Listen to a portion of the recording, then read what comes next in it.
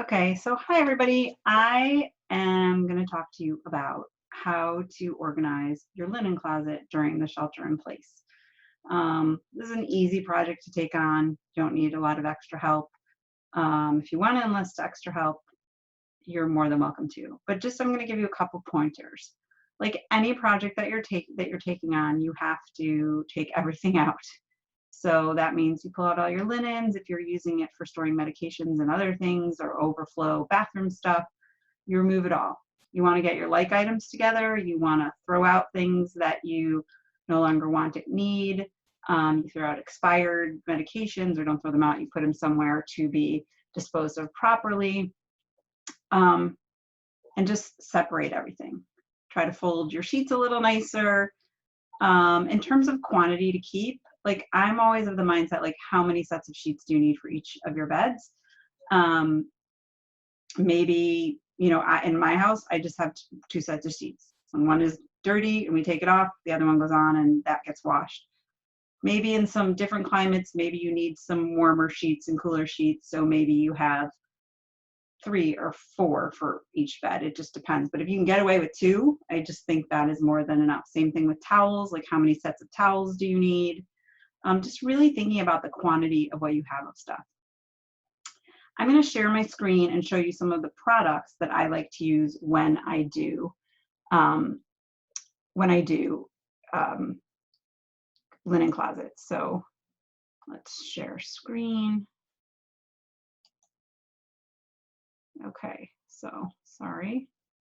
Let's get to where I need to be. So let me see. Here's an example of this linen closet before. First of all, like she's a lot of stuff just shoved in there.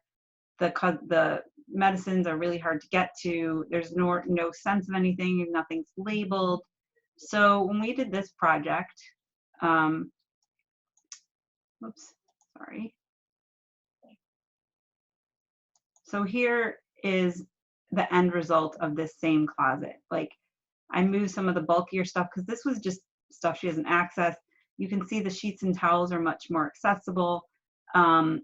We put them by room. So I think I did this a long time ago, so forgive me, but I'm pretty sure like this might probably is for her kids. This is her kids' bedding right here, and then this is her bedding and stuff. And then down here is just overflow blankets and things. And as you can see, folding these things in thirds makes them much easier to deal with. Anytime you have bulky stuff like this, you can use I don't love the vacuum seal bags. They're just sort of awkward to deal with and they don't keep you vacuum sealed, but even just putting them in a bag like this to keep them contained, because the bulky things, they just end up everywhere. So I highly recommend you put them in something like that. And then we just created different categories. Like this is all first aid stuff. Probably there's something for cold and allergy. There's probably another one. If I can enlarge the picture, I can read my labels. Cold and allergy, cough drops. Then we've got like bug repellent, dental stuff, soaps, things like that. So that's what we did with this closet. Just to show you another example, I have one more picture here. This one.